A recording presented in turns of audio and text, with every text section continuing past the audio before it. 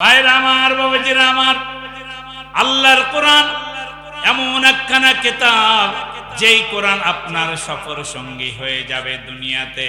এই কোরআন আপনার সফর সঙ্গী হবে মৃত্যুকালে। এই কোরআন আপনার সফর সঙ্গী হবে কবরের মধ্যে। এই কোরআন আপনার সফর সঙ্গী হবে হাসরের ময়দানে। এই কোরআন আপনাকে জান্নাতের গেট পর্যন্ত পৌঁছাইয়া দেবে। আওয়াজ তুলে বলেন সুবহানাল্লাহ। এমন একটা সফর সঙ্গী যে আপদে বিপদে আপনার সাথে থাকবে, তার নাম হলো মহাগ্রন্থ আল কোরআন। কিন্তু দুঃখজনক হলো সত্য, আজকে আমরা কোরআন ছেড়ে দিয়েছি, কোরআন ভুলে গেছি, কোরআন পড়ি না, কোরআনের পাশেও যাই না। অনেক পাঁচ ওয়াক্ত নামাজি আছে, দিন পেরিয়ে গেল, সারা দিন পেরিয়ে গেল, কোরআনুল কারীমের একটা আয়াত পড়ার সময় আমাদের থাকে না। ঠিক না বে ঠিক? আবার অনেক নামাজি মুসল্লি আছেন যারা কোরআনই পড়তে জানে না। এমনটা অবশ্য আপনাদের এলাকাতে নাই, আছে না? আওয়াজ তুলে বলেন আছে না নাই? আমি বলবো নাই। যারা নামাজি তারা অবশ্যই কোরআন জানেন, কারণ সূরা ফাতিহাও কোরআনের একটা সূরা। আবার সূরা নাস, ফালাক, ইখলাস এগুলো কোরআনের সূরা। আপনি কিছুই না জানেন, নামাজের পরে আপনি ফাতিহাটা আর একবার পড়েন, সূরা ইখলাসটা পড়েন, সূরা ফালাকটা পড়েন, সূরা আপনার ফিল পড়েন, সূরা কুরাইশ পড়েন, তাহলে কোরআন পড়ার হক আদায় হয়ে যাবে। বলেন সুবহানাল্লাহ। আরো জোরে কোন সুবহানাল্লাহ। ভাইরা আমার, বাবাজিরা আমার, মানুষের জীবনে আনন্দের খবর হলো যখন কেউ জন্মগ্রহণ করে তখন বাড়িতে আনন্দের রোল পড়ে যায়, মিষ্টি বিতরণ হয়, চারিদিকে ফেসবুক ইউটিউবে ছড়িয়ে দেওয়া হয়, আমাদের ঘরে একজন নতুন মেহমান আগমন করেছে, অমুকের ঘরে অমুকের পুত্র হয়েছে, অমুকের কন্যা হয়েছে। এই ধরনের আনন্দের জোয়ার গোটা এলাকাতে ছড়িয়ে যায়। আর যখন কারো মৃত্যু হয় তখন শোকের ছায়া চারিদিকে নেমে যায়। অমুকের বাবা মারা গেছে, অমুকের স্বামী মারা গেছে, অমুকের ছেলে মারা গেছে, সবাই হাই হতাশ করে, হাই হাই, লোকটা তো বেশ ভালো ছিল, অনেক ভালো মানুষ ছিল, লোকটা চলে গেল, এলাকার একটা সূর্য ডুবে গেল, একটা নক্ষত্র হারিয়ে গেল। এমন সমাজসেবী, এমন ভালো মানুষ আর জগতে মানুষ পাবে কি পাবে না, এই ধরনের হাই হতাশ করে। যে চলে যায় তার জন্য কান্নাকাটি করে, আর যে আসে তার জন্য হাসে। দেখেন, আসার একটা সিরিয়াল আছে, আমরা দেখেছি। আমার দাদা এসেছে, তারপরে আমার বাবা এসেছে, তারপরে আমি এসেছি, তারপরে আমার ছেলেরা এসেছে, তারপরে আমার নাতি পুতনি এসেছে, এভাবে একটা সিরিয়াল আছে। কিন্তু আমরা চোখের সামনে দেখি বৃদ্ধ দাদা বেঁচে আছে, বাবা চলে যায়, বাবা বেঁচে আছে, ছেলে চলে যায়, ছেলে বেঁচে আছে, নাতি পুতনি দাদার চোখের সামনে বিদায় নাই। এমন ঘটনা আমাদের সমাজে আছে না না? ভাইরা আমার, বাবাজিরা আমার, এই মৃত্যুকালে মানুষের অবস্থা হবে দুই ধরনের। আওয়াজ তুলে বলেন কয় ধরনের? দুই ধরনের অবস্থা সৃষ্টি হবে। এক নম্বরে হলো মুমিনের মৃত্যু, আর দুই নম্বরে হলো কাফেরের মৃত্যু। আমি দুইটা মৃত্যুর ঘটনা আপনাদেরকে শোনাতে চাই, আপনারা শুনবেন না চলে যাবেন। আল্লাহ কবুল করুন, আরেকবার বলুন আমিন। এই বাংলার মুসলমান একজন মুমিন ইমানদার ব্যক্তি, যিনি নিয়মিত কোরআন পড়েছেন, নিয়মিত নামাজ পড়েছেন, আল্লাহ জিকির করেছেন, আল্লাহর হুকুম অনুযায়ী জীবন যাপন করেছেন। এই কোরআন শুধু পড়েন নাই, কোরআনের বিধানগুলো নিজে ব্যক্তিগত জীবনে মেনে চলেছেন, পরিবারে বাস্তবায়ন করার চেষ্টা করেছেন। সমাজে কোরআনের বিধান কায়েম করার জন্য সংসদ ভবনে কোরআনের আইন প্রতিষ্ঠা করার জন্য অর্থ দিয়েছেন, রক্ত দিয়েছেন, জীবন দিয়েছেন। যারা কোরআনের জন্য কাজ করবে, মৃত্যুকালে রহমতের একদল ফেরেশতা তার কাছে আগমন করবে। এটা সহিহ বুখারীর হাদিসের মধ্যে বর্ণিত হয়েছে। আল্লাহর নবী বলেছেন, যখন একজন ইমানদার কোরআন প্রেমিক মানুষের যখন মৃত্যু হয়, যখন মালাকুল মাউত আজরাইল আসে, তার আগে একদল রহমতের ফেরেশতা তার কাছে পাঠিয়ে দেওয়া হয়। এই রহমতের ফেরেশতারা জান্নাত থেকে একখান সুঘ্রাণওয়ালা সাদা রুমাল বেঁধে নিয়ে আসে। এই রুমালটা ওই ব্যক্তির নাকের কাছে ধরে। যখন নাকের কাছে ধরে দেয়, ওই মুমিন ইমানদার ব্যক্তির গোটা দেহের মধ্যে জান্নাতের সুঘ্রাণ ছড়িয়ে যায়।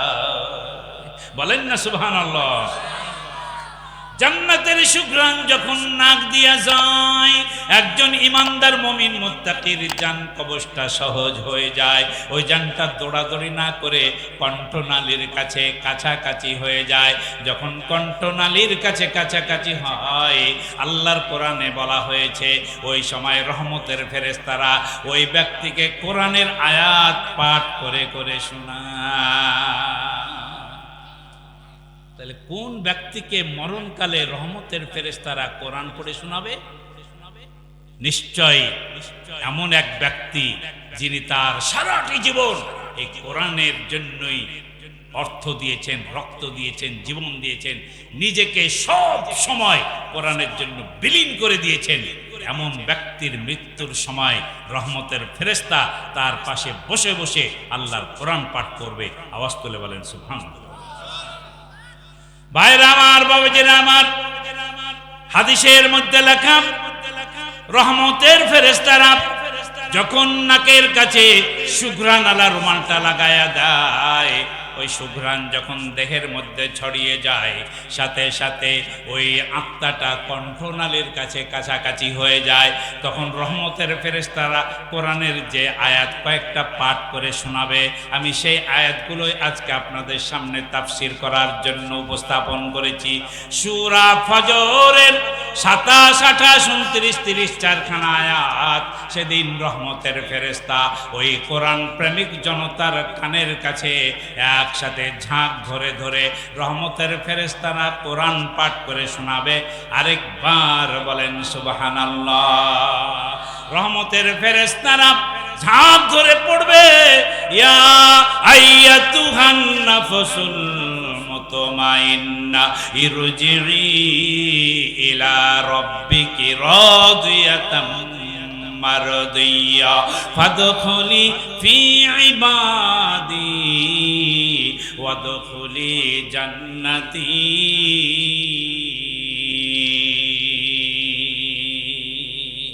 দুইখানা হাত তুলে আওয়াজ তুলুন আল্লাহু আকবার। এই মুসলমান, কোরআন যখন পাঠ হয় সত্য কথা বলুন, ভালো লাগে না খারাপ?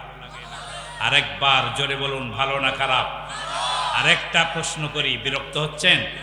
কোরআন শুনলে ইমানদার মুসলমানের ইমান কমে না বাড়ে? তো বাড়ার তো প্রমাণ থাকা লাগবে, তাহলে মুখে বললে হবে না।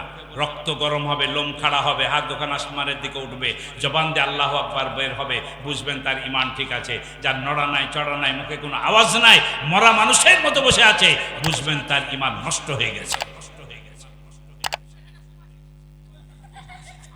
আস্তে করে কানটা মোচড়বে,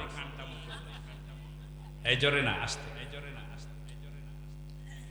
ভাইরা আমার, বাবাজিরা আমার, আল্লাহর কোরআন শুনে মনের মধ্যে প্রতিক্রিয়া আনতে হবে। মরণের সময় রহমতের ফেরেশতারা কোরআন পড়ে শোনাবে। বলেন সুবহানাল্লাহ। এত বড় সৌভাগ্য আর কার হতে পারে?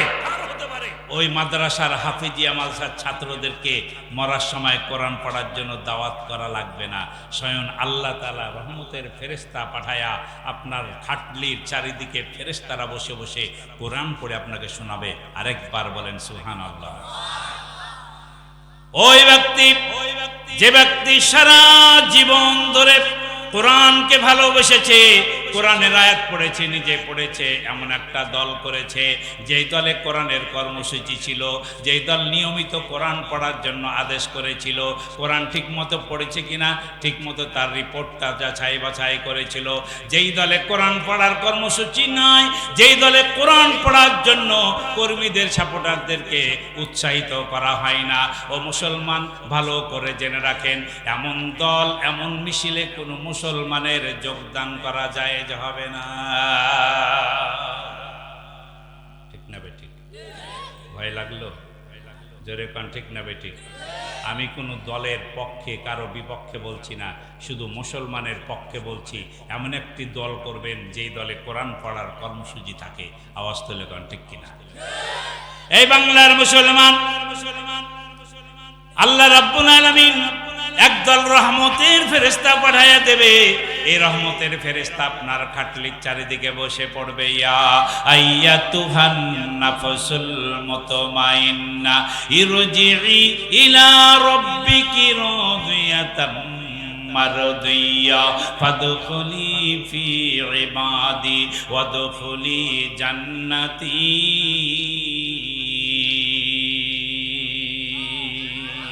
দুইখানা হাত তুলে আওয়াজ তুলে বলেন আল্লাহু আকবার। আর জোরে বলেন আল্লাহু আকবার। বাজিছে দামামা বাদরে আমামা, বাজিছে দামামা বাদরে আমামা।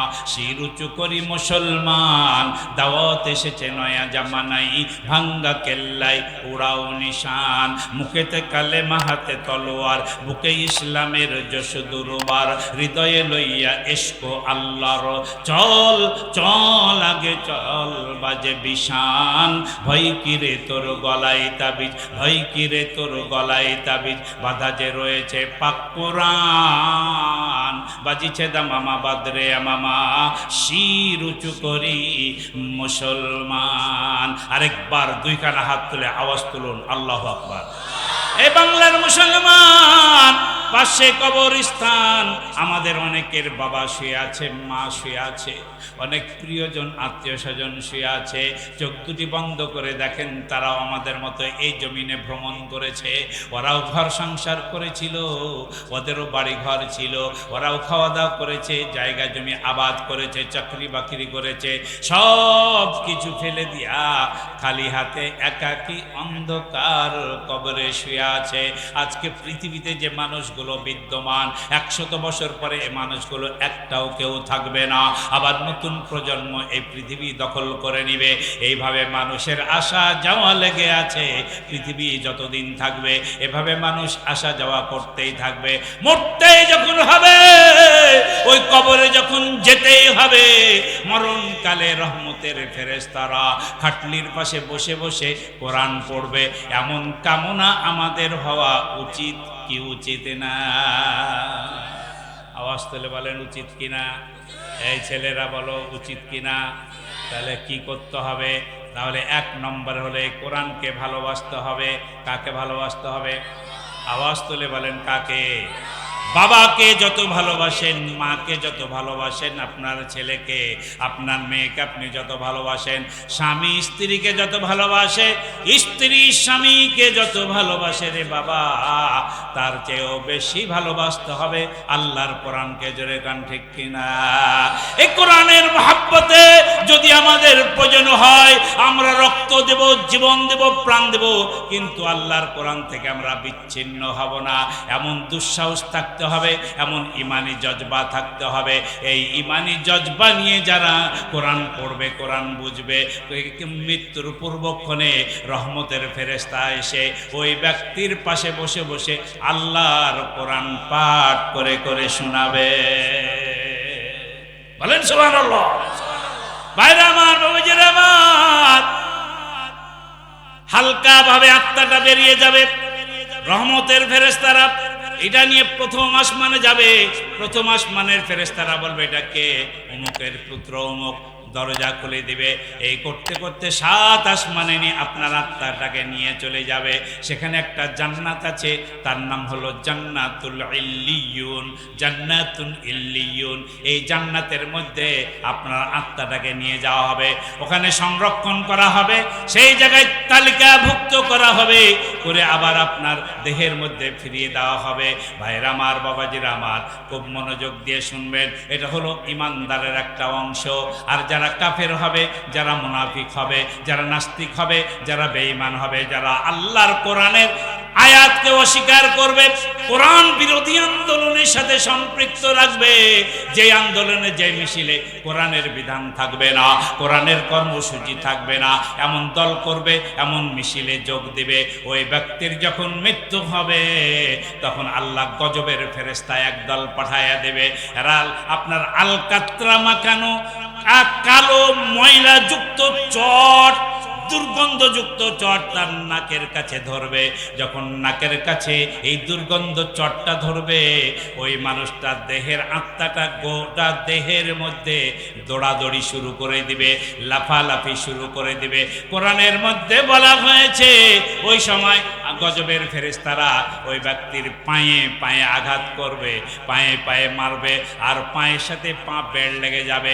দেখবেন মরণের আগে কিছু মানুষের পায়ে পা বেড় লেগে যায়। এটা হলো পায়ে যখন ফেরেশতারা আঘাত করে তখন পায়ের সাথে পা বেড় লেগে যায়, পায়ের সাথে বেড় লেগে যাবে।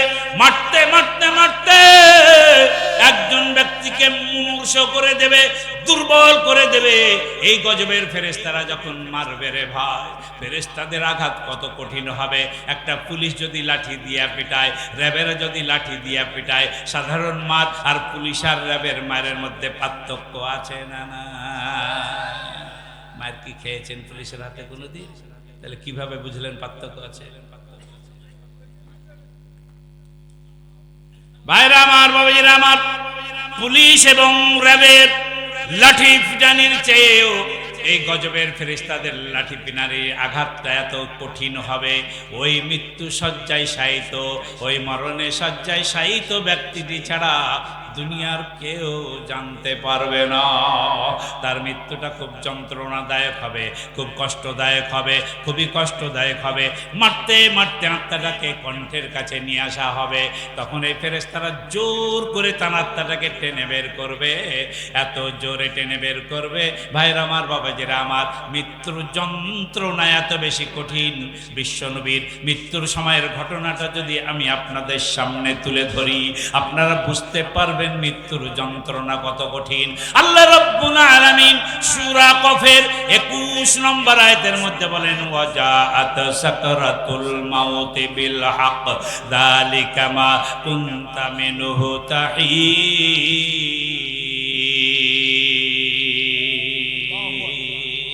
এই কোরআন প্রেমিক জনতা, কোরআন পড়ার পরেও নড়া নাই, চড়া নাই, মুখে আওয়াজ নাই, কোরআনের সুপারিশ হবে? যেরকম হবে, দুইখানা হাত তুলে বলেন আল্লাহু আকবার। হাত তুলছেন, আপনারা কি রাগ করেছেন? ক্লান্ত হয়ে গেছেন? এই যুবকেরা জোরে বলবে, বৃদ্ধরা আস্তে বলবে, সবাই একসাথে বলেন আল্লাহু আকবার। দেখেন আমার মুরব্বী কত জোরে বলছে, আপনারা পারেন না? আরেকবার বলেন আল্লাহু আকবার। ভাইরা আমার, বাবাজিরা আমার, এই যে দেখেন আল্লাহর কোরআন বলছে জাত সাকরাতুল মাউত, মৃত্যুর যন্ত্রণা বড়ই কঠিন। এইটা যন্ত্রণা আসবে বিল হক। এটা আমার কথা না, আপনার কথা না, কোরআনের কথা। আর কোরআনের শুরু থেকে সেট এ টু জেড যত কথা আছে, আপনারা বলুন কার কথা? আরো যারা বলেন কার কথা? সে আল্লাহ বলছেন মৃত্যুর যন্ত্রণা হবে। এবার দেখেন বিশ্বের সর্বশ্রেষ্ঠ মানব বিশ্বনবী মুহাম্মদুর রাসূলুল্লাহ সাল্লাল্লাহু আলাইহি সাল্লাম, তার মতো ভালো মানুষ আদম আলাইহিস সালাম থেকে শুরু করে আজ পর্যন্ত পৃথিবীতে যত মানুষ এসেছে, কিয়ামতের পূর্বে যত মানুষ আসবে, আমার নবীর চেয়ে ভালো মানুষ কেউ ছিল না, ভবিষ্যতেও কেউ হতে পারবে। আওয়াজ তুলে বলেন পারবে? আর জোরে বলেন পারবে? এ বাংলার মুসলমান, তাই তো বলি ভাই, আমার নবী বিশ্বনবী মুহাম্মদুর রাসূলুল্লাহ সাল্লাল্লাহু আলাইহি সাল্লামের ইন্তেকালের সময় ফজরের রক্ত হয়ে গেল। সাহাবীরা সবাই মসজিদে নামাজের জন্য এসেছে। যারা হাজী সাহেব তারা আমার নবীর রওজা মোবারক দেখে এসেছেন। নবীজির রওজা যেটা, সেটাই ছিল আল্লাহর নবীর ঘর, সেটাই ছিল আল্লাহর নবীর বাড়ি। যেখানে মৃত্যুবরণ করেছেন, যেই খাটলায় শুয়েছিলেন, ওই খাটলার নিচেই কবরস্থান করে আমার নবীকে দাফন করে দেওয়া হয়েছে। ওই জায়গায় হলো আল্লাহর নবীর ঘর, ঘরের সাথে মসজিদের জানালা ছিল, এই জানালা দিয়ে আল্লাহ নবী মসজিদ দেখতে পেতেন। ফজরের নামাজ হয়ে গেল, সাহাবীরা ঘুরে বসেছেন, ঠিক এমন সময় নবীজির জানালার দরজা পাল্লাটা খুলে গেল। সাহাবীরা সবাই জানালার দিকে তাকাতে লাগলো, দেখলো বিশ্বজাহানের নবী মুহাম্মদুর রাসূলুল্লাহ সাল্লাল্লাহু আলাইহি সাল্লাম 3 দিন ধরে অচেতন ছিলেন। শুক্র শনি রবি 3 দিন অচেতন ছিলেন। এই দিন ছিল সোমবারের দিন, ফজরের রক্ত, সোমবারের দিন ফজরের রক্তে জানালা খুলে দিয়েছে। জানালা খুলে দিলে আল্লাহর নবীর চেহারা দেখতে পেয়েছে সাহাবীরা সবার চোখে পানি চলে এসেছে। হয়তো আমার নবীজি সুস্থ হয়ে গেছেন, জোহরের রক্তে আমরা আবার নবীকে সাথে নিয়ে নামাজ পড়ব। সবাই কাতার ভেঙে দিয়া আমার নবীর দিকে সবাই মুখ করে বসে গেছে। আল্লাহর নবী শেষবারের মতো সাহাবীদের উদ্দেশ্যে শেষ বাণী দিলেন 2টা, শেষ বাণী দিয়েছেন 2টা। 1 নম্বরে বললেন আসসালাত আসসালাত আও মা মালাকাত আইমানুকুম, আও মা মালাকাত আইমানুকুম, আও মা মালাকাত আইমানুকুম। আল্লাহ নবী 1 নম্বরে বললেন সলাত সলাত, তোমাদের জন্য নামাজ নামাজ, নামাজের গুরুত্ব দিবে, নামাজের গুরুত্ব দিবে। আর 2 নম্বরে আল্লাহ নবী বললেন তোমাদের অধীনস্থদের সাথে ভালো ব্যবহার করবে। ভাইরা আমার, বাবাজিরা আমার, দুঃখজনক হলেও সত্য, রাত জেগে জেগে কোরআনের ওয়াজ শুনলাম, সকালে ফজরের জামাতে অনেক মুসল্লিকে পাওয়া যাবে না। এই জায়গায় আমরা যারা বসে আছি সবাই কিন্তু মসজিদে ফজরের নামাজ পড়বে না। পড়বে নাকি? কে কে পড়বেন না হাত তোলেন না। যারা পড়বেন না তারা হাত তুলবেন। পড়বেন তো সবাই। এখানে যারা এসেছেন অবশ্যই আগামীকাল ফজরে জামাতের সাথে নামাজ পড়ার তৌফিক আল্লাহ আমাদেরকে দান করুন। সবাই বলেন আমিন। এবার আমিনটা অনেকে বলেনি। না না, পড়তেই হবে, বলতেই হবে। আজকে এখানে ওয়াদা করে যেতে হবে। কি আপনারা বিরক্ত হচ্ছেন? তাহলে আরেকবার বলেন আমিন। মসজিদ কমিটির সদস্য মসজিদের কমিটি পরিচালনার দায়িত্ব পালন করে, 5 ওয়াক্ত নামাজ পড়ে না। কবরস্থান কমিটির সদস্য নামাজ পড়ে না। ঈদগার সদস্য নামাজ পড়ে না। এমন বেনামাজিদেরকে মসজিদের কমিটিও বানাবেন না, কবরস্থানের কমিটিতেও রাখবেন না, এরা ঈদগার কমিটিতেও রাখবেন না। কারণ বেনামাজি আগে নিজেকে সংশোধন করতে হবে, তারপরে কবরস্থানের খেদমত করবে, তারপরে মসজিদের খেদমত করবে। আওয়াজ করে বলেন ঠিক কিনা? এই বাংলার মুসলমান, আপনি যেই হন না কেন, আপনাকে যদি মুসলিম পরিচয় দিতে হয় অবশ্যই নামাজ পড়তে হবে।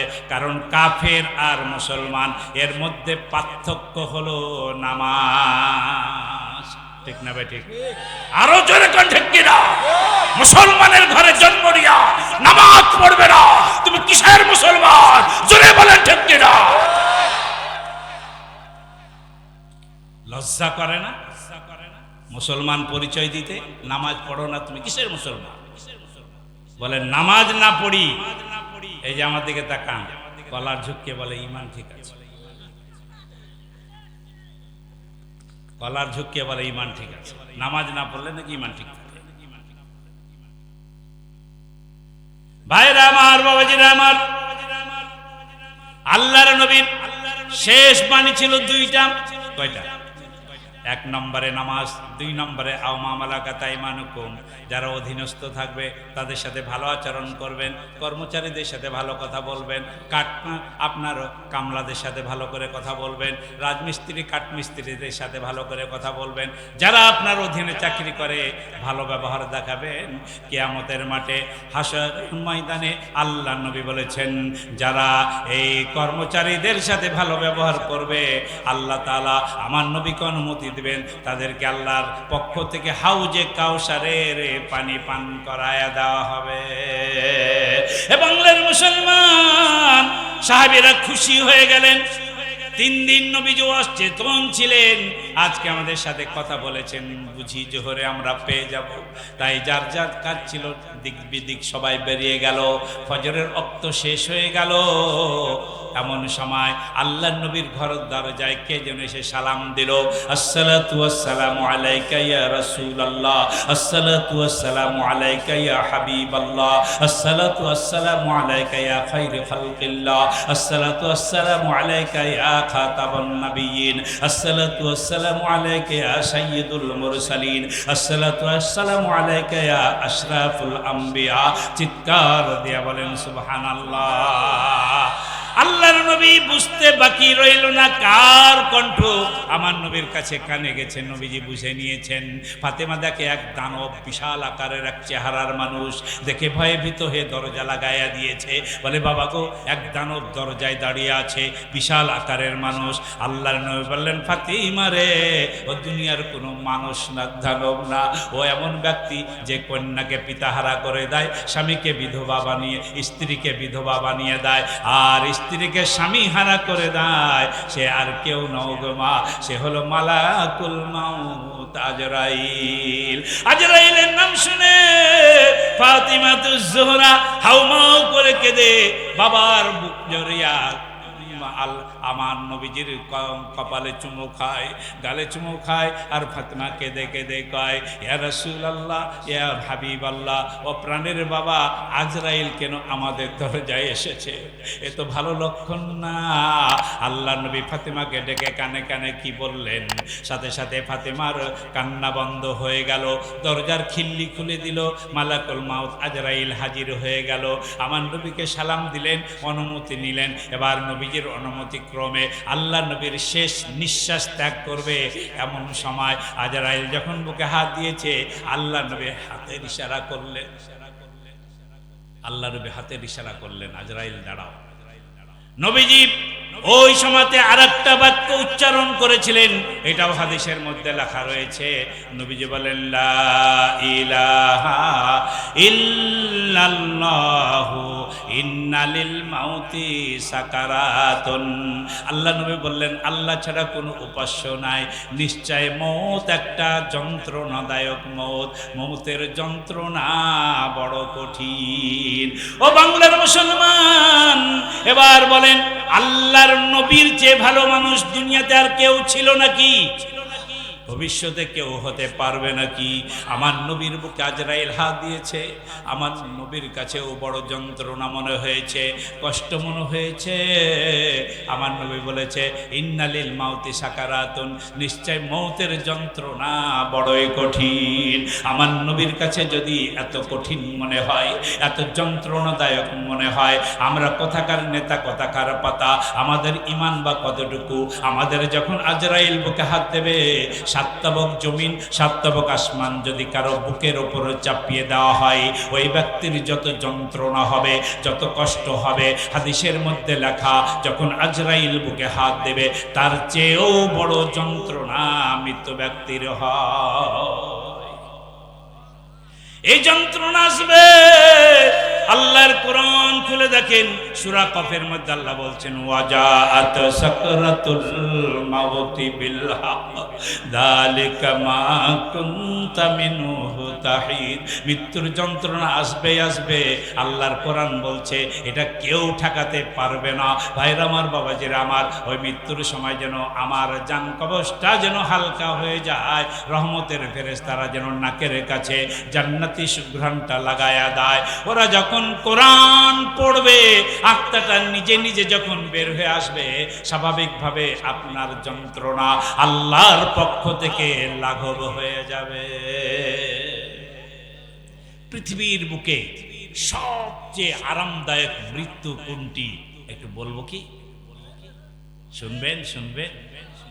পৃথিবীর বুকে সবচেয়ে আরামদায়ক মৃত্যুর কথা কবি বলছে, মরতেই হবে যখন শহীদি মরণ দিও আমাকে। ভাইরা আমার, বাবাজিরা আমার, যখন মরতেই হবে, প্রত্যেকটা মানুষকে শহীদি মৃত্যুর কামনা করতে হবে।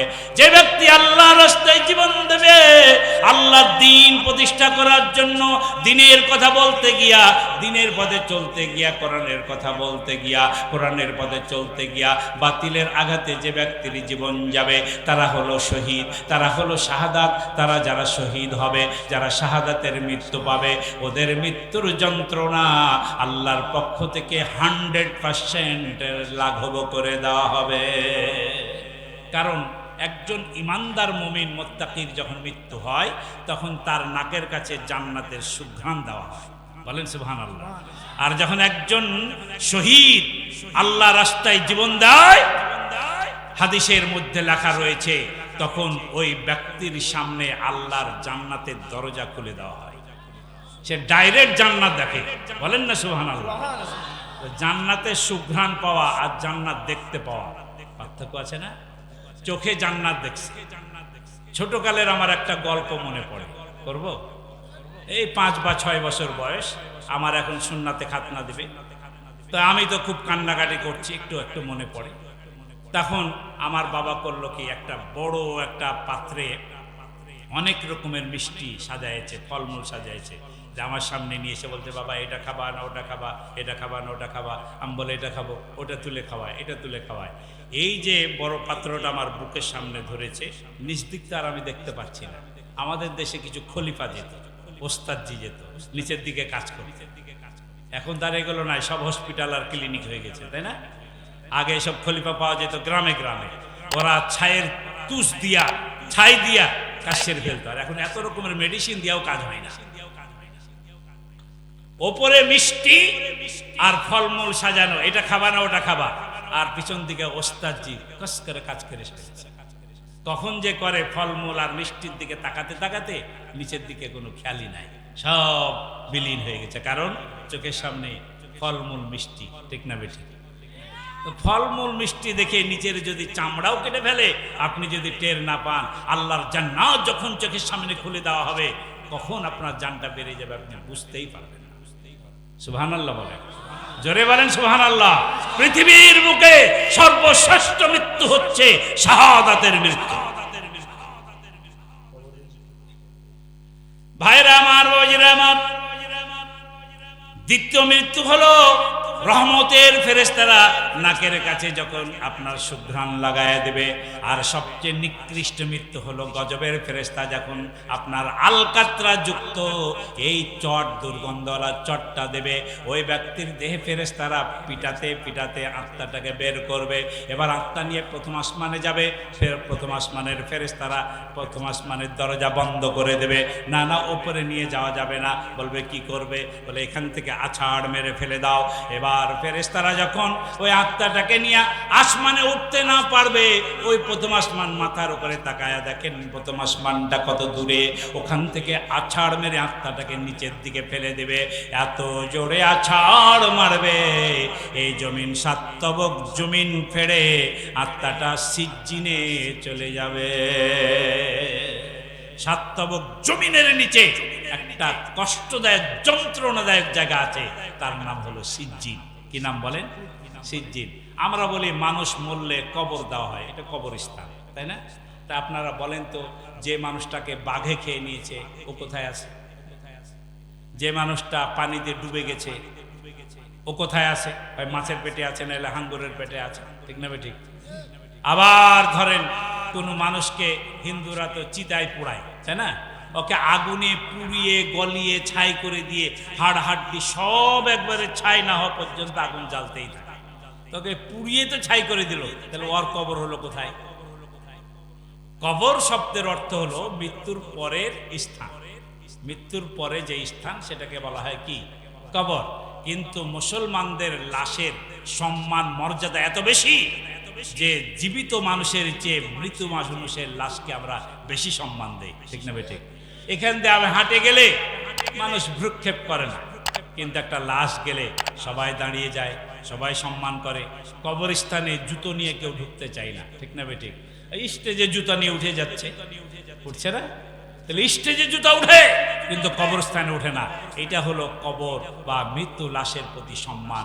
বিশ্বনবী মুহাম্মদ রাসূলুল্লাহ সাল্লাল্লাহু আলাইহি সাল্লাম বলেছেন, কবরস্থানে তোমরা জুতো নিয়ে যাবে না, কবরস্থানে বসে তোমরা আড্ডা করবে না, সেখানে বসে কোনো গল্প করবে না। যদি কোনো সময় তোমরা কবরস্থানে যাও, তাদের জন্য ফাতিহাকানি করবে, তাদের কবর জিয়ারত করবে। কবরকে অসম্মান হবে এমন কোনো কাজ করা যাবে না। এটা রাসূলের উপদেশ। তাহলে মৃত্যুর পরে মুসলিম মিল্লাতের মুসলমানের একটা বিশেষ মর্যাদা এই কবরস্থান, ঠিক না বেঠিক? এটা কবরস্থানটা হলো একটা বিশেষ মর্যাদার জায়গা, কিন্তু আসল জায়গা হলো দুইটা, একটা হলো ইল্লিন আর একটা সিজ্জিন। এটা অনেকে আমরা বুঝি না। ইল্লিন কি জিনিস? মানুষ যখন মরে যাবে কয় ঘন্টা পরে প্রশ্ন উত্তর হয় এটা তো কেউ জানে না। ধরেন একজন মারা গেল বিদেশে, ওর লাশ আসতে 3 দিন গেল, হ্যাঁ, তো 3 দিন ধরে কি মুনকার আর নাকির আসবে না? তার কোনো কবর আজাব শুরু হবে না? অথবা কোনো লাশ দাফন করতে 1 সপ্তাহ লেগে যায়, 15 দিন লেগে যায়, 20 দিন লেগে যায়, হয় কি না? অনেক সময় এরকম হয়ে যায়। তাহলে কি তার কবর আজাব শুরু হবে না? অলরেডি শুরু হয়ে গেছে। এখানে দেহ পড়ে আছে, কিন্তু কবরের কার্যক্রম দেহ নিয়ে নয়, কবরের কার্যক্রম হলো আত্মা নিয়ে। বুঝতে হবে আপনাকে, আমার বুঝতে হবে। দেহটা সম্মানজনক ভাবে কেন রাখা হয়, কিন্তু আসল কবরের শাস্তি হয় আত্মার সাথে। কিসের সাথে? ভাইরা আমার, বাবাজিরা আমার, ইল্লিনে যখন আত্মাটা নিয়ে যাওয়া হবে, মুনকার নাকির নামে 2 ফেরেশতা ওই কবরবাসীর কাছে হাজির হয়ে যাবে, ও আত্মার কাছে হাজির হবে। 3টা প্রশ্ন করবে। জোরে বলেন কয়টা? খুব মনোযোগ দিয়ে শুনেন, এই সাজেশন কমন সাজেশন। আল্লাহর নবী 1450 বছর আগে এই সাজেশন দিয়ে গেছেন। এই প্রশ্ন ফাঁস হয়ে গেছে, আমাদের সবার জানা হয়ে গেছে, সবাই এর উত্তর মুখস্থ করে রেখেছি। কিন্তু দুঃখজনক হলো সত্য যে অরিজিনাল ছাত্র নয়, পরীক্ষার হলে গিয়া সব ভুলে যাবে। আর যারা অরিজিনাল ছাত্র হবে ওরা পরীক্ষার হলে গিয়া আল্লাহর পক্ষ থেকে তাদের ব্রেনে সব মনে করে দেওয়া হবে। প্রশ্ন তো 3টা, কয়টা? উত্তরও সহজ, ঠিক না? সবাই তো পারার কথা, কিন্তু কবরে গিয়ে কি সবাই পারবে? যেরকম পারবে? পারবে না। দেখেন 3টা প্রশ্ন। 1 নম্বরে মার রব্বুকা, 2 নম্বরে মা দিনুকা, 3 নম্বরে মান হাযার রাজুল বা ওমান নবিউকা, তোমার নবীকে, নবীর কথা জিজ্ঞাসা করতে পারে, অথবা আল্লাহর নবীর প্রতিচ্ছবি আপনাকে দেখিয়ে বলবে মান হাযার রাজুল, এই লোকটা কে? ভাইরা আমার, বাবাজিরা আমার, খুব ভালো করে মনোযোগ দিয়ে শুনবেন। পাশে কবরস্থান, কবর সম্পর্কে আমাদেরকে জানতে হবে, ঠিক না ভাই? ঠিক। খালি কবরস্থানে দান করলে হবে না, এই কবরে কি আমাদের প্রস্তুতি নিতে হবে। প্রশ্ন হবে 3টা। জোরে বলেন কয়টা? যারা আল্লাহর জমিনে আল্লাহর কোরআনকে ভালোবেসেছে, আলেম ওলামাদের সাথে সম্পর্ক রেখেছে, দিন কায়েমের আন্দোলন করেছে, একামতের দিনের সাথে যারা সম্পর্ক রেখেছে, কবরে যাবার সাথে সাথে যখন তাকে জিজ্ঞাসা করা হবে মার রব্বুকা, তোমার রব কে ছিল? রব মানে হলো আইনদাতা, রব মানে শাসনকর্তা, রব মানে সার্বভৌম ক্ষমতার মালিক। এখন দেখেন, আমরা যতই বলি সার্বভৌম ক্ষমতার মালিক আল্লাহ, তাহলে আপনার নিবন্ধন বাতিল হয়ে যায়, রাজনীতি করা বন্ধ হয়ে যায়। বিগত দিনে আমরা দেখেছি, বিগত সরকার এদেশের একটা বড় দলের নিবন্ধন বাতিল করে দিয়েছিল। কারণ ছিল তাদের গঠনতন্ত্রে, সংবিধানে লেখা আছে সব ক্ষমতার মালিক আল্লাহ, সার্বভৌম ক্ষমতার মালিক আল্লাহ। এই কথাটা লেখা থাকার কারণে তাদের নিবন্ধন বাতিল করে দেওয়া হয়েছিল।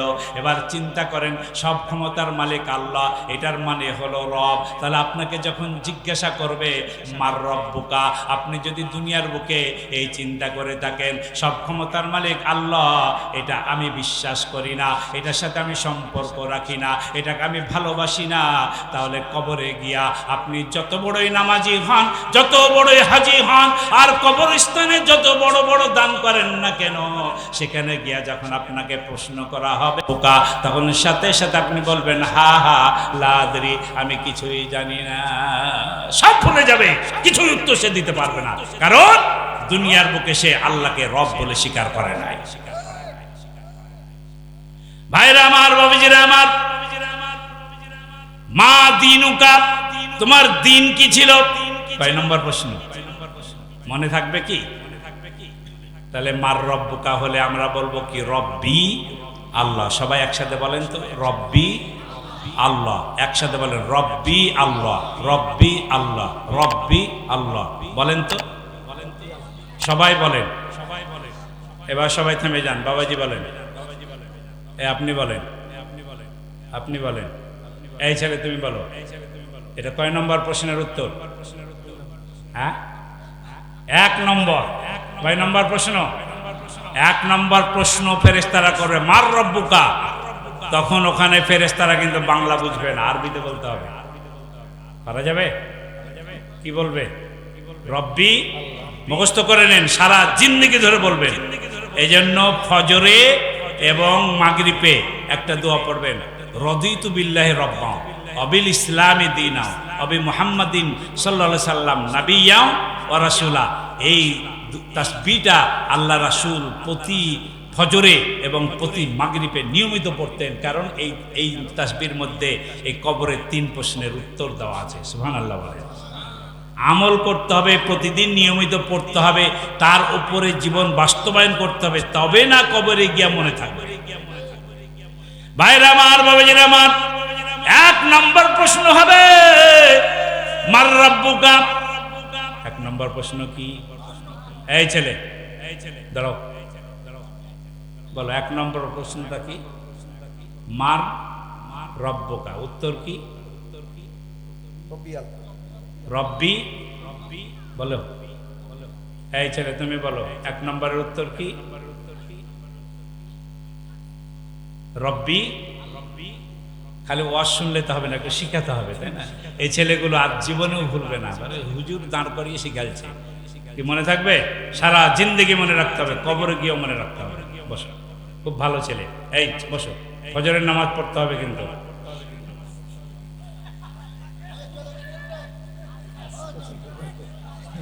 আপনারা কি বিরক্ত হচ্ছেন? আমি শিক্ষক মানুষ তো, ছাত্র নিয়ে ক্লাস করি, তা একটু ভালো লাগে ছেলেদের সাথে কথা বলতে। হ্যাঁ, চোপ্পরায় মানে হুজুরকে করবে কাজ, টার্গেট তো ভালোই। ভাইরা আমার, বাবাজিরা আমার, খুব মনোযোগ দিয়ে শুনেন। আমি যে কথাটি আপনাদেরকে শোনাচ্ছিলাম, কবরের মধ্যে 3টা প্রশ্ন হবে। 1 নম্বরে হলো মার রব্বুকা, তোমার রবকে। তখন আমরা উত্তর দেব রব্বি আল্লাহ। 2 নম্বর প্রশ্ন হবে মা দীনুকা। আবার বলেন মা দীনুকা, তোমার দিন কি, তোমার ধর্ম কি, তোমার মতবাদ কি, তোমার আদর্শ কি, এটা ফেরেশতারা প্রশ্ন করবে। যদি এই দুনিয়াতে ইসলাম বাদ দিয়া অন্য কোন মতবাদের তালাশ করে থাকেন, আপনি যত বড়ই হাজি হন, যত বড়ই গাজী হন, যত বড়ই নামাজি হন, কবর গিয়া প্রশ্নের জবাব ভুলে যাবেন। কারণ আল্লাহ তাআলা বলেন অমাইয়াবতাগি গায়রাল ইসলামি দীনাও ওয়া ফালাই ইকবালা মিনহু ওয়া হুয়া ফিল আখিরাতি মিনাল খাসিরিন। মুসলমান আরেকবার 2 কানা হাত তুলে আওয়াজ তুলুন, আল্লাহু আকবার। ঘুমায়ে কাজা করেছো ফজর, তখনও জাগনো যেখনো জোহর, হেলাই খেলাই কেটেছে আসর, মাগরিবের ওই শুনিয়া যান, জামাতে শামিল হও রে এসাতে, জামাতে শামিল হই রে এসাতে, এখনো জামাতে আছে ইস্তান, বাজিছে দামামা বাদরে আমামা, শির উঁচু করি মুসলমান। আরেকবার 2 কান হাত তুলে আওয়াজ তুলুন, আল্লাহু আকবার। ভাইরা আমার, বাবাজিরা আমার, ভালো করে মনে রাখেন, রব্বি আল্লাহ, এই কথাটা যারা বলবে, আল্লাহর কোরআন সূরা হামিম সেজদার 29 নম্বর আয়াতের মধ্যে আল্লাহ তাআলা বলেন ইন্নাল্লাযীনা ক্বালু রাব্বুনাল্লাহু সুম্মাস্তাকামু তাতানাজ্জালু আলাইহিমুল মালায়েকা আল্লা তাখাফু ওয়া লা তাহজানু ওয়া আবশিরু বিল জান্নাতিল্লাতী কুনতুম তুআদুন। এই ক্লান্ত, হাত তুলে বলেন আল্লাহু আকবার। আল্লাহ রাব্বুল আলামিন বলেন নিশ্চয় যারা বলবে রব্বি আল্লাহ, কে বলছে? আল্লাহ বলছেন। কে বলছেন? আল্লাহ। ইন্নাল্লাযীনা, নিশ্চয় যারা, ক্বালু, তারা বলবে রব্বুনাল্লাহ, আমার রব আল্লাহ। তাহলে রব্বি আল্লাহ, এই কথাটা যারা বলবে, কার কথা? এই ভাই বলেন তো কার কথা? আমি কোরআন থেকে বলছি, বিরক্ত হচ্ছেন? খুব মনোযোগ দিয়ে শুনেন, এইসব কথাগুলো হয়তো অনেক সময় আপনারা পাবেন না। খুবই গুরুত্বপূর্ণ কথা চলছে কবরস্থান নিয়ে, কবরস্থান নিয়ে।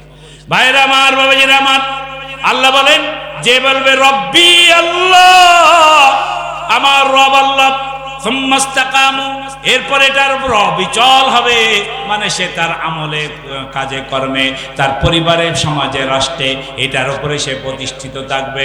দলের নিবন্ধন বাতিল হয়ে যেতে পারে, অত্যাচার নির্যাতন হতে পারে, ফাঁসির কাস্টে ঝুলিয়া মৃত্যুদণ্ড দেওয়া হতে পারে, কিন্তু এই কথা কোনোদিন ছাড়বে না। সার্বভৌম ক্ষমতার মালিক একমাত্র আল্লাহ। এই কথা থেকে যে চুল পরিমাণ বিচ্যুত হবে না। আল্লাহ রাব্বুল আলামিন বলেন, তাতানাজ্জালু আলাইহিমুল মালায়েকা, আমি আল্লাহ সময় মতো এমন এক টাইম হবে যেই টাইমে আসমান থেকে ফেরেশতা নাজিল করে ওই দলকে, ওই নির্যাতিত মানুষগুলোকে, ওই মাজলুম মানুষগুলোকে আমি আল্লাহ তাআলা ফেরেশতা দিয়ে সাহায্য করব। জোরে জোরে কোন সুবহানাল্লাহ।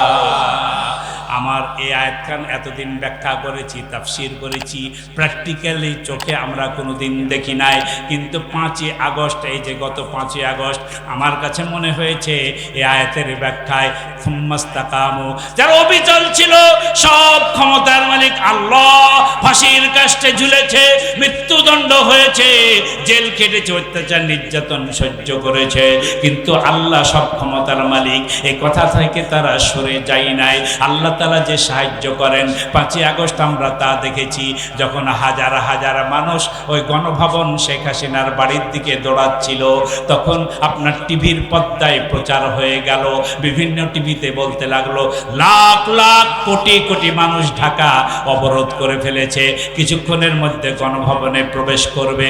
এবার ওয়াকারুজ্জামান খালা শাশুড়িকে বলল, খালা শাশুড়ি উপায় খারাপ, তাড়াতাড়ি দেশ থেকে পালান। দেখা গেছে সেই জায়গায় ছিল 1 লক্ষ মানুষ, কিন্তু আল্লাহ তাআলা লক্ষ লক্ষ ফেরেশতা দিয়া টিভির পর্দায় কোটি কোটি জনতার ছবি দেখায়া দিয়েছে। আওয়াজ তুলে বলেন ঠিক কিনা? আল্লাহর কোরআন বলেছে, তাতানাজ্জালু আলাইহিমুল মালায়েকা, আমাকে রব বলে স্বীকার করার পরে আমার রুবুবিয়তের উপরে যারা অটল থাকবে, অবিচল থাকবে, কোনো জায়গায় তারা মাথা নত করবে না, আমি আল্লাহ তাআলা দুনিয়ায় তাদেরকে ফেরেশতা দিয়ে সাহায্য করব। আমরা এটার প্র্যাকটিক্যাল প্রমাণ 5ই আগস্ট থেকে নিয়েছি। আওয়াজ তুলে কান ঠিক কিনা? যেসব ইউনিভার্সিটির ছেলেরা আন্দোলন করেছিল, তারাও জানতো না যে এইভাবে সে পালিয়ে যাবে, আর যিনি পালিয়ে গেলেন তিনিও জানতেন না আমার ক্ষমতা এইভাবে ক্ষমতাচ্যুত হয়ে যাব। দুপুরে কত সুন্দর সুন্দর রান্না বান্না করে খাবার টেবিলে বসার টাইমে খেতেও পারে নাই, খাবার দাবার ফেলে তাকে পালিয়ে যেতে হয়েছে। আওয়াজ তুলে কান ঠিক কিনা? এটার নাম হলো রব্বি আল্লাহ। এটার নাম কি বলেন? মনে থাকবে? 2 নম্বরে হলো দীনিয়াল ইসলাম। আমার দিনের নাম ইসলাম, এটা আপনাকে আমাকে স্বীকার করতে হবে। কেউ লেনিনের মতবাদ বিশ্বাস করে, কেউ কালমার্সের মতবাদ বিশ্বাস করে, কেউ মুজিবের মতবাদ বিশ্বাস করে, কেউ জিয়ার মতবাদ বিশ্বাস করে, কেউ অমুকের মতবাদ বিশ্বাস করে। যত রকমের মতবাদ আছে, কোনোটাই আপনাকে আমাকে নাজাত দেবে না। একটাই সর্বশ্রেষ্ঠ মতবাদ, ইন্নাদ-দীনা ইনদাল্লাহিল ইসলাম। আল্লাহর কাছে সবচেয়ে প্রিয় মতবাদের নাম হলো ইসলাম। ইসলামকে যারা গ্রহণ করবে, ইসলামকে যারা প্রতিষ্ঠিত করবে, যারা ব্যক্তি জীবন, পারিবারিক জীবন, রাষ্ট্রীয় জীবন পর্যন্ত ইসলামের জন্য কাজ করবে, ওরা কবরে যখন যাবে ওই মুনকার নাকির 2 নম্বর প্রশ্ন করবে, মা দিনুকা।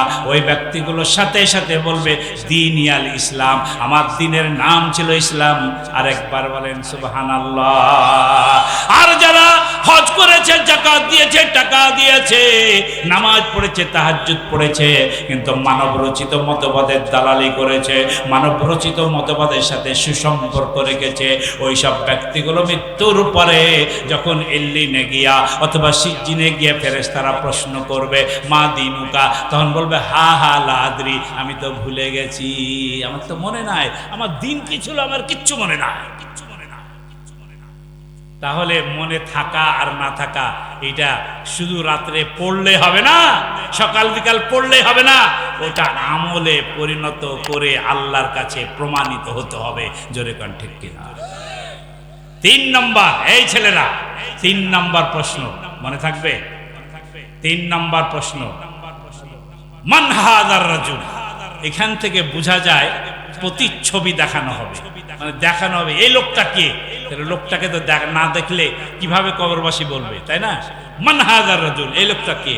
তার মানে ওই ফেরেশতারা একটা ছবি বা একটা ভিডিও উপস্থাপন করবে ওই কবরবাসীর কাছে, বলে বলো তো এই লোকটা কে। আচ্ছা বলেন তো ওই কবরের মধ্যে কার ছবি দেখাতে পারে? আমাদের দেশের কোন রাজা বাদশা? তাহলে আমেরিকার প্রেসিডেন্ট, চীনের প্রেসিডেন্ট, ভারতের, কাকে দেখাবে বলে? তাহলে আমরা বলবো আমার নেতা তোমার নেতা, এই স্লোগানে যারা একমত হবে, ঠিক না বেঠিক? যারা মনে করবে পৃথিবীতে আমার কোনো নেতা নাই, একমাত্র আমার নেতা হলো সাইয়্যিদুল মুরসালিন খাতামুন নবিয়্যিন মুহাম্মাদুর রাসূলুল্লাহ সাল্লাল্লাহু আলাইহি সাল্লাম। এজন্য আমরা নামাজের মধ্যে বলি আল্লাহুম্মা সাল্লি আলা সাইয়্যিদিনা। সাইয়্যিদিনা মানে কি? Hour leader. সাইয়্যিদিনা শব্দের ইংরেজি হলো আওয়ার লিডার, বাংলা মানে আমার নেতা। বলেন কি? আল্লাহুম্মা সাল্লি আলা সাইয়্যিদিনা পড়ি না? সাইয়্যিদিনা শব্দের অর্থ হলো আমার নেতা। সাইয়্যিদিনা মুহাম্মদ, আমার নেতা মুহাম্মদ। জলে বলেন আমার নেতা কে? আওয়াজ খুব ছোট হচ্ছে, সম্ভবত আপনাদের অন্য কোনো নেতা থাকতে পারে। তাহলে আমি আরেকবার বলি, আমার নেতা কে? আরো জোরে বলেন, আমার নেতা তোমার নেতা। এই ছেলেরা ঘুমাও নাকি? ছেড়ে দিলাম, আওয়াজ শেষ করে দিলাম, দেব? তাহলে জোরে বলতে হবে। ছেলেরা জোরে বলবে, যাদের 25-এর নিচে বয়স তারা শুধু বলবেন, আর 25-এর উপরে যারা বয়স তারাকে আমি একটু পরে বলতে বলবো। 25-এর নিচে যারা, মুখ খোলো, হাত পা ঝেড়ে ফেলো। 25-এর নিচে তোমরা এই 2024-এর বিপ্লবী নেতা, তোমরা হচ্ছে মুক্তিযোদ্ধা, ঠিক না বেঠিক? এই মুক্তিযোদ্ধাদের একটা আওয়াজ উঠবে। 2024-এর যারা মুক্তিযোদ্ধা তাদের কণ্ঠে এবার আওয়াজ উঠবে, আমার নেতা তোমার নেতা। আপনার বয়স 25-এর। আচ্ছা, এবার নতুন মুক্তিযোদ্ধারা 25-এর নিচে যারা, তারা চুপ থাকবে। আমাদের মতো এবার 71-এর মুক্তিযোদ্ধা যারা, 24-এর না, 71-এর মুক্তিযোদ্ধা যারা, তারা বলবে দেখি 71 ভালো পারছে না 24 পারলো। 24-এর আওয়াজটা আমার পছন্দ হয়নি, এবার 71 পারে কিনা দেখা যায়। এবার 25-এর উপরে যাদের বয়স তারা শুধু আওয়াজ তুলবেন, আর তোমরা ওদেরকে হারানোর জন্য চুপ থাকবে। মানে তোমরা বললে কিন্তু ওরা জিতে নিবে, বুঝছো না? এই জন্য 25-এর নিচে যারা, তারা কেউ আওয়াজ তুলবে না। এবার 25-এর উপরের সবাই মুখ খুলে ফেলেন, গলা ঝাড়েন, যা আছে কপালে। আমার নেতা তোমার নেতা।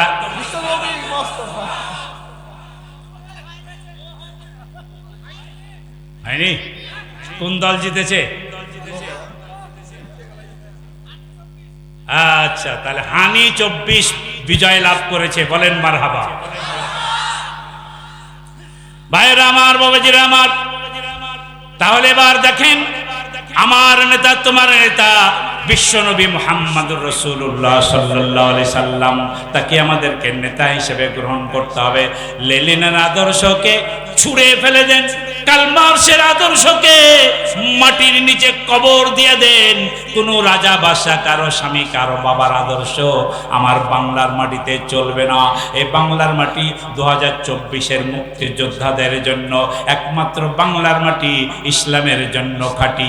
এই আগামী নির্বাচনে আল্লাহ নবীর আদর্শ ভিত্তিক সমাজ গঠনে যারা কাজ করবে, আমরা তাদেরকে বিজয়ী বেশে দেখতে চাই। আওয়াজ তুলে বলেন ঠিক কিনা? বাংলার মুসলমান, পাশে কবরস্থান রেখে আজকে আমরা ওয়াদা করে গেলাম, এই ওয়াদার উপরে যারা অটল থাকবে, অবিচল থাকবে, আল্লাহর কসম করে বলি, কবরের মধ্যে যখন ফেরেশতা বলবে মা দিনুকা, সাথে সাথে আপনার জবান দিয়ে বের হবে দিনিয়াল ইসলাম। যখন আপনাকে জিজ্ঞাসা করবে মান হাদার রাজুল, এই লোকটাকে, তখন আপনি বলবেন মুহাম্মাদুর রাসূলুল্লাহ সাল্লাল্লাহু আলাইহি সাল্লাম, হুয়া নবিয়ুনা হুয়া সাইয়্যিদুনা হুয়া রাসূলুনা। জোরে জোরে কান সুবহানাল্লাহ। 3 প্রশ্নের উত্তর হয়ে গেল না? এবার কি করবে আপনার? এবার আপনার কবরের মধ্যে একটা সুদর্শন সুপুরুষ এত সুন্দর আকৃতির চেহারা নিয়ে আগমন করবে যে কবরের ওই লোকটা ওইটার দিকে ফ্যাল করে তাকাবে, ফ্যাল করে তাকাবে, এত সুন্দর। বলে তুমি কে? বলেন না সুবহানাল্লাহ। ওই কবরের লোকটা যিনি মারা গেছেন, সে ওই সুদর্শন পুরুষটাকে দেখে বলবে তুমি কে? ওই সুদর্শন সুন্দর পুরুষ সে বলবে আমি তোমার আমলনামা, এই যে কোরআন সকাল করে তুমি পড়তে, প্রতিদিন কোরআন পড়তে, আর সেদিন কবরস্থানে রাত 12টা পার হয়ে গেছে, তারপরেও তুমি উঠো নাই। আমি সেই কোরআন, যেই কোরআনকে তুমি মহাব্বত করার কারণে জেল খেটেছো, যেই কোরআনকে মহাব্বত করার কারণে পকেটের টাকা দিয়েছো, যেই কোরআনকে মহাব্বত করার কারণে তোমার চাকরিটা চলে গেছে, তোমাকে অত্যাচারিত নির্যাতিত হতে হয়েছে, আমি সেই কোরআন তোমার আমলনামা, তুমি আরামে ঘুমাও। এই বলে ওই আমলনামা আপনার মাথায় হাত বুলাবে, সাথে সাথে আপনার চোখ দুটা বন্ধ হয়ে যাবে, আপনার একটা আরামের ঘুম চলে আসবে। জোরে জোরে কোন সুবহানাল্লাহ। লম্বা ঘুম হয়ে যাবে, ঘুমের মধ্যে আপনি সুন্দর সুন্দর স্বপ্ন দেখবেন। সুবহানাল্লাহ বলেন। যেমন ধরেন আপনি স্বপ্ন দেখছেন প্রধান উপদেষ্টা ডক্টর মোহাম্মদ ইউনূস আপনাকে সাথে নিয়ে আমেরিকা বেড়াতে চলে গেছে, আপনি ওয়াশিংটন ঘুরছেন, আপনি বিভিন্ন রাজ্য ঘুরছেন, এত সুন্দর সুন্দর খানাদানা, এত সুন্দর সুন্দর ব্যবস্থাপনা, এই ঘুরতে ঘুরতে, ওর সাথে ঘুরতে ঘুরতে, বিভিন্ন জায়গায় ঘুরতে ঘুরতে হঠাৎ করে একদিন দেখবেন আপনার ঘুমটা ভেঙে গেছে। হঠাৎ করে যেন সিংহার মধ্যে একটা কানে আওয়াজ আসবে, তখন বলবে কলু ইয়া ওয়াইলানা মান বা'আসানা মিন মারকাদিনা হাদা মা ওয়া'দার রহমানু ওয়া সাদাকাল মুরসালুন।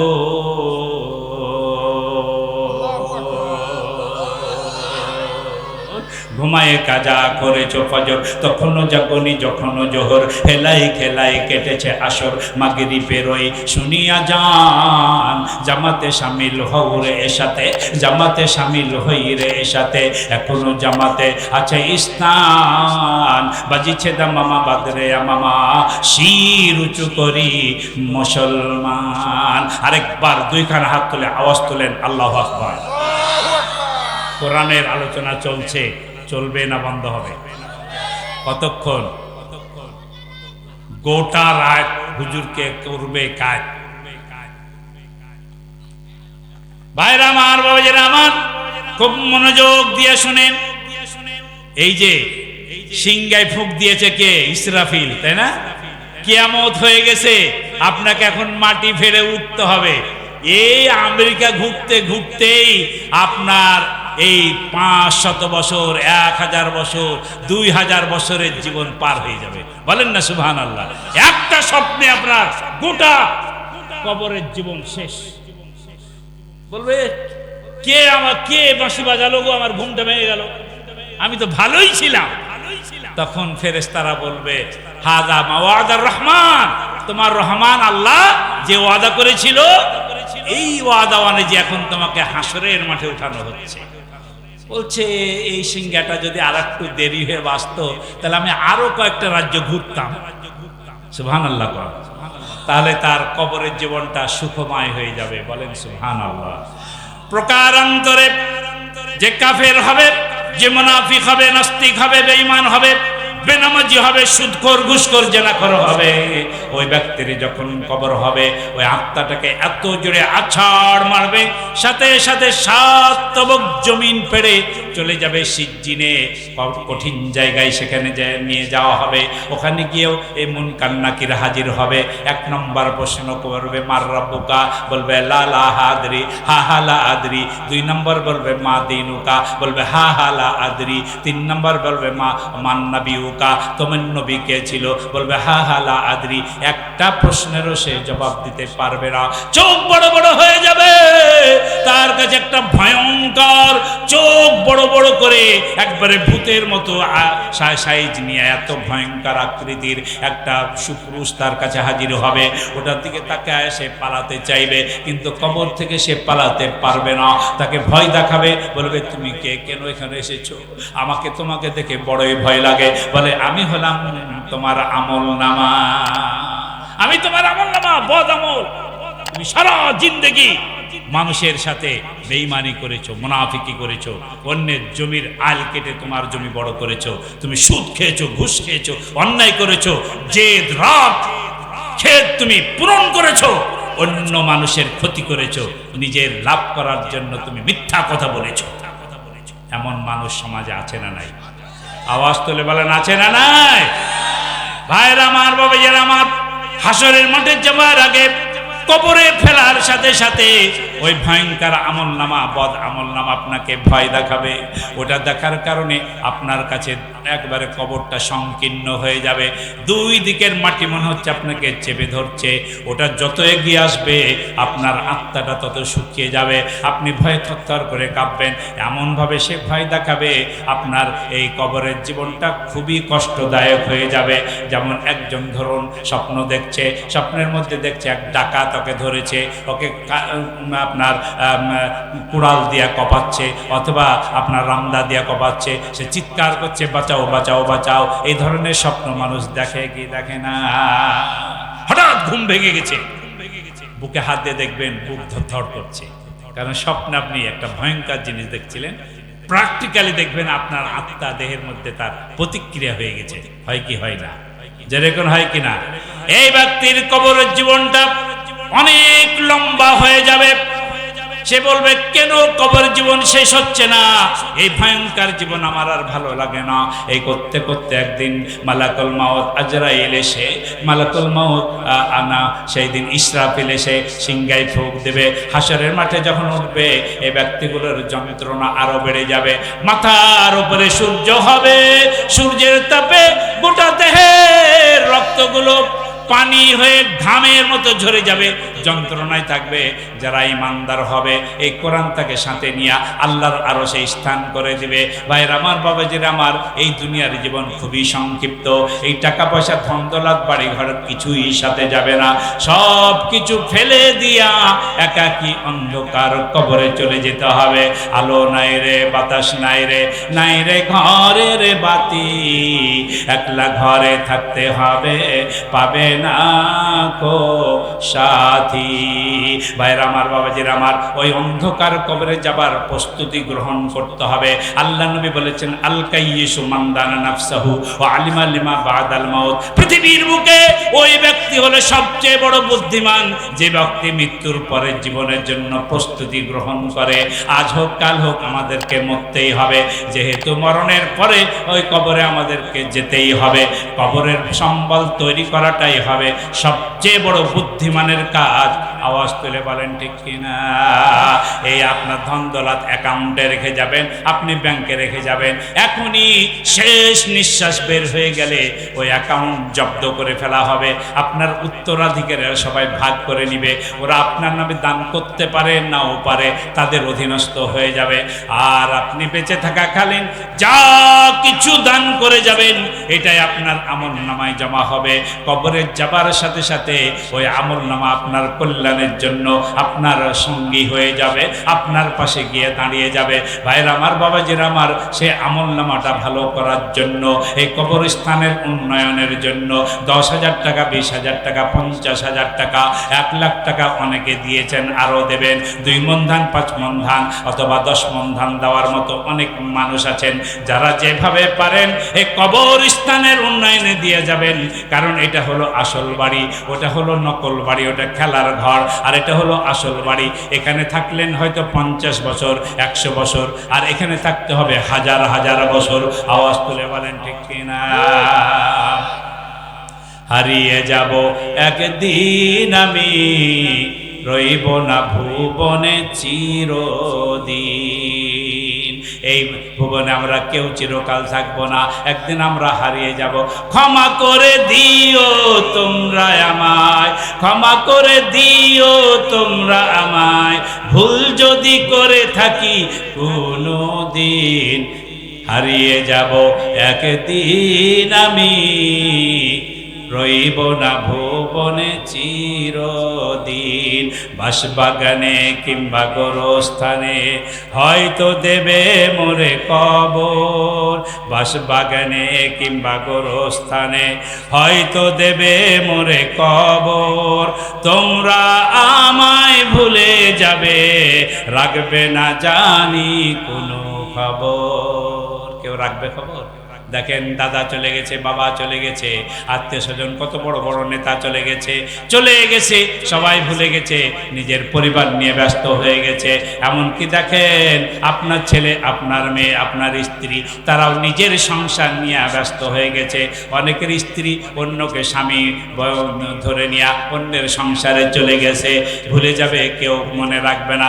তাই তো কবি বলছে, বাঁশবাগানে কিংবা গোরস্থানে হয়তো দেবে মোরে কবর। তোমরা আমায় যাবে ভুলে, রাখবে না জানি কোনো খবর। পড়বে কি মনে আমার কথা, পড়বে কি মনে আমার কথা, ফেলবে কি অসর কোনো দিন। হারিয়ে যাব একদিন আমি, রইব না ভুবনে চিরদিন। ভাইরা আমার, বাবাজিরা আমার, এই ভুবনে আমরা কেউ চিরকাল থাকবো না। আজ হোক কাল হোক আমাদেরকে চলে যেতে হবে, ওই ছোট্ট মাটির ঘরে যেতে হবে। তাই বলছে, ছোট্ট মাটির ঘরে আমার দেহ নিথর হয়ে পড়ে রহবে। বলেন, ছোট্ট মাটির ঘরে আমার দেহ নিথর হয়ে পড়ে রহবে। আধার কবরে আলোর প্রদীপ কেহ নাহি কবু জ্বালবে।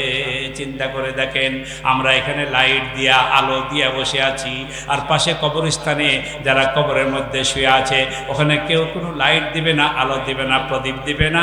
আওয়াজ তুলে বলেন ঠিক কিনা? ছোট্ট মাটির ঘরে আমার দেহ নিথর হয়ে পড়ে রহবে। আধার কবরে আলোর প্রদীপ কভু নাহি কেহ জ্বালবে। থাকবে না কেহ জানি আমার পাশে, থাকবে না কেহ জানি আমার পাশে, কাটবে একাকী রাতেরই দিন। হারিয়ে যাব একদিন আমি, রইব না ভুবনে চিরদিন। ভাইরা আমার, বাবাজিরা আমার, ওই অন্ধকার কবরে যাওয়ার পূর্বে কবরে সম্বল তৈরি করার জন্য 1,000 টাকা, 2,000 টাকা, 5,000 টাকা দেবেন। আজকে আমরা আখেরি মোনাজাত করে যাব। এখানে আমার মা শুয়ে আছে, বাবা শুয়ে আছে, আত্মীয় স্বজন, দাদা দাদি, নানা নানি, খালা খালু, ফুফা ফুফু অনেকে শুয়ে আছে। তারা হা করে তাকিয়ে আছে। কবরস্থানে যারা শুয়ে আছে, একটু দোয়া করব, ইশালে সোয়াব হবে, এই সোয়াবটুকু তাদের আমল নামায় যাবে। এই জন্য এই গভীর রাত পর্যন্ত বসে আছি ভাই। এই মোনাজাত না করে একটা মুসলমান নরনারী কেউ এখান থেকে উঠে যাব না। কেউ যদি দিতে চান তাড়াতাড়ি দিয়ে যান। কে কে দাতা করে আছেন ভাই বোনেরা, জলদি আসেন, দেরি করিয়েন না। এখানে